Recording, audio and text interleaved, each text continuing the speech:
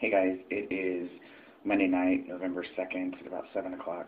I wanted to talk a little bit about my job and some things that are going on at work, and then also it's holiday season, so always stuff going on, I think, for a trans person during the holidays.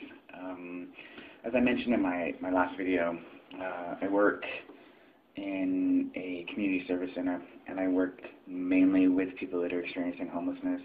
There's high levels of drug and alcohol addiction and dependency, and a lot of people experiencing pretty severe mental illness. I work a lot.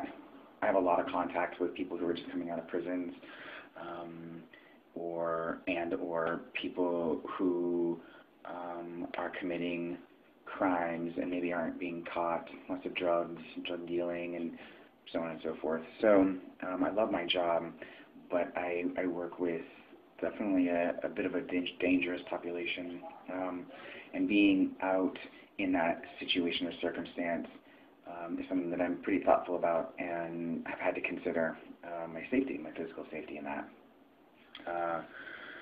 So it just reminds me that someone left a comment on my last video, something about why do I want to come out? Like, didn't I transition? Wasn't the point of transitioning is just being able to live my life? And I agree with that, and I agree that some people want to transition and they don't really ever want to speak of or acknowledge their past prior to living outwardly as a male or outwardly as a female. That's not really my experience.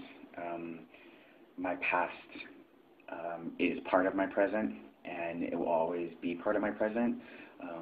I have had amazing experiences and opportunities when I was female-bodied, and I want to be able to incorporate those into my present-day experiences as a man. And for me personally, I don't feel like I can do that, keeping my life compartmentalized or segregated in that way. So for me, part of my experience today is my experience from yesterday, literally and figuratively. And I know that's not the case for everybody, so everybody does it their own way and walks their own path and has their own journey. This just happens to be mine. So my last video, as I mentioned, that I think I mentioned it, that I wasn't out except for like a direct coworker and a couple people that I work with. Last Friday, a client came in, a trans woman came in, and I was helping her out with some stuff, and she kept giving me a male name, but she very clearly presented as female. And so finally I said, do you have a different name you'd like me to call you? And she was kind of surprised, and she said, yeah, and she told me her name, and then so I started referring to her using female pronouns, and her face was kind of shocked, and it just so happened that my supervisor was sitting just to my right at my desk, and a bunch of clients are all around, and this woman says to me, without meaning any offense, but are you transgender?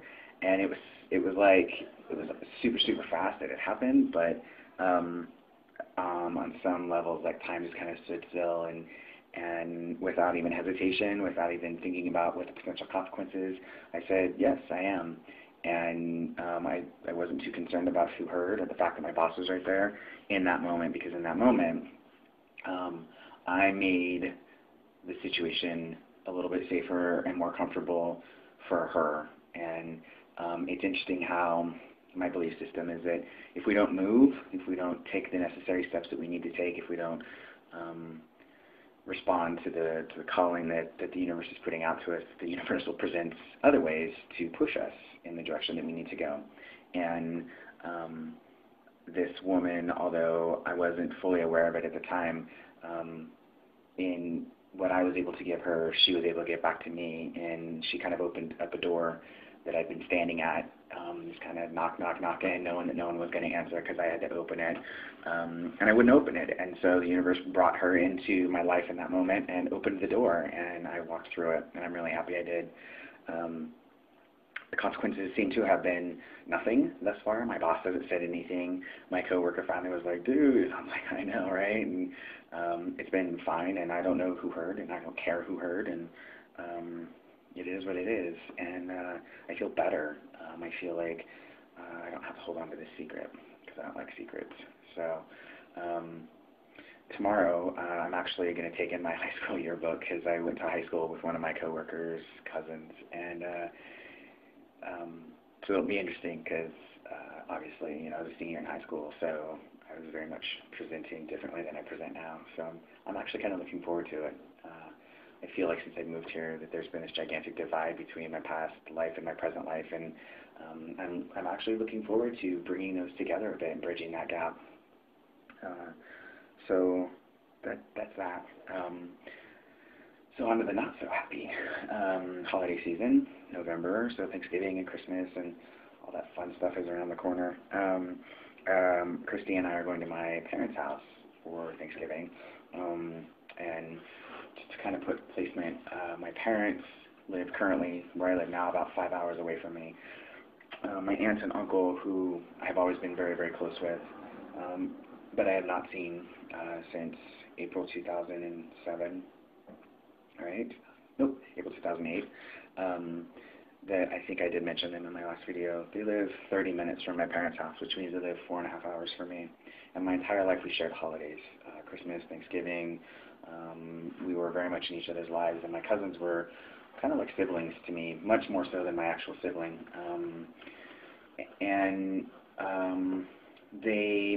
That part of my family has had what appears to be quite a difficult time with my transition.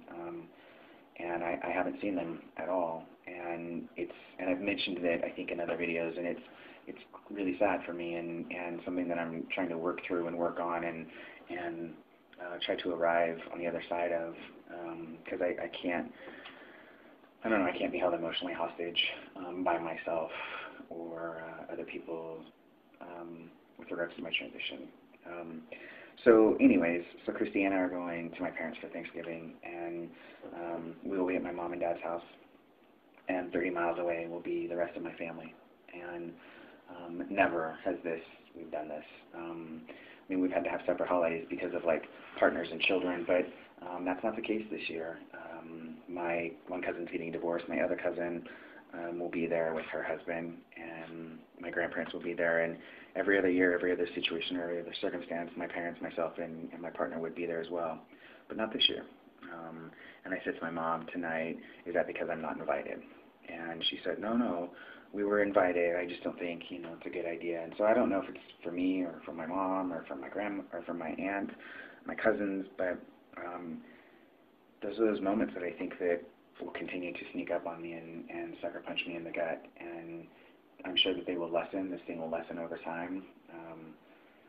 But like I'm kind of just doing my life and my everyday thing, and it's interesting contrast to be somewhat stealth at work, and then have the flip side of that of not being able to be at my family's. Like they've never even met Christia, and we're going to get married, and it's such a weird sort of thing, and because there's not distance, it's not like they live on the East Coast and I live on the West Coast. They live 4 hours from me. So I'm sure a lot of other people will be experiencing some of the grief that comes along with holidays and the compromises that we as trans individuals have to make in order to preserve our own integrity. Sometimes we lose contact with some of the people that we love. I guess that's kind of it. Until next time, I guess. All right, later.